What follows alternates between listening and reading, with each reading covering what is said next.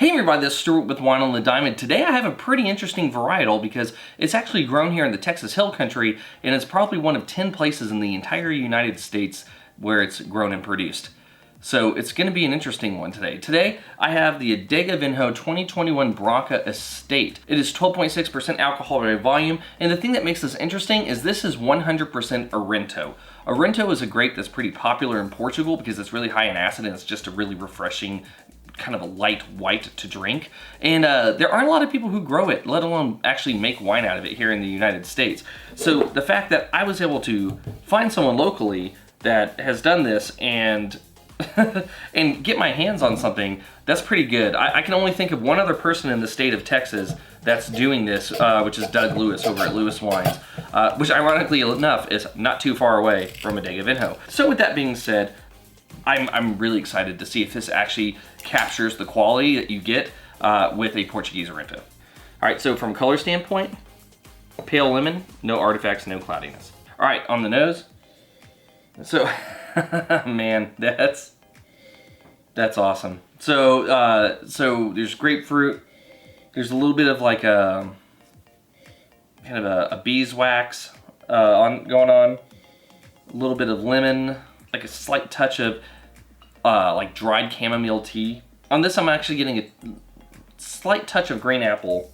Yeah, the only thing that I think I'm actually missing on here that can be a pretty common note for Arinto is like having some sort of like nuttiness to it. But I always associate that with the kind of the beeswax being stronger as it's developed in the bottle a little bit. And seeing as this is so new, maybe the nuttiness just hasn't had time to come through.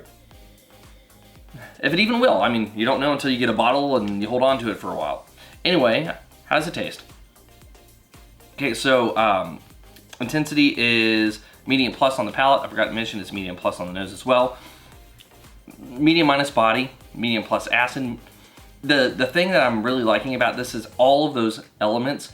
You have like the chamomile and the fruit and beeswax. They're all really well integrated and they're all about the same level of intensity all the way through. It's very nice. It has, like I said, the only thing that I'm kind of missing out of it would be a hazelnut, but it's a brand new wine. It could develop into it. You just have to let it have time. Arinto could probably age, especially something that has this amount of acid, could probably age 5, maybe 10 years. So you still have plenty of time to develop some tertiary, and I'll actually let that beeswax develop a little bit more as well. So if you had given this bottle to me and just told me it was Arinto, I would not have known it was made in Texas. Like it has a very textbook Portuguese representation of that grape in terms of the way that it develops on the palate and the nose. It's just very well done. I mean, I've judged international competitions before, not like flown international, but they've been international. People send stuff in from all over the world, and I've had some Arintos before from Portugal, and this stands up with them, if actually not a little bit more balanced because it's not so heavy-handed on the alcohol that I've gotten on a few of them. So with all that being said, how does it rate? Let's get to the blick. So from a balance standpoint, full point, no complaints. Length, it's a medium finish, so half a point. Intensity, medium plus on the nose and the palate, so 0.75. And in terms of complexity, I'm getting pretty much everything I would expect from an Arinto except for those aging notes, so I'm gonna go ahead and give you another half point.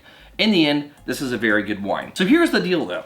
If you let this wine age for a bit to develop some of that tertiary, this is gonna be a wine that ends up being great. I mean, this is really strong potential for that. It has everything needed to be a great wine. It just needs some time to get there. So if you drink it now, you're in for a very good experience.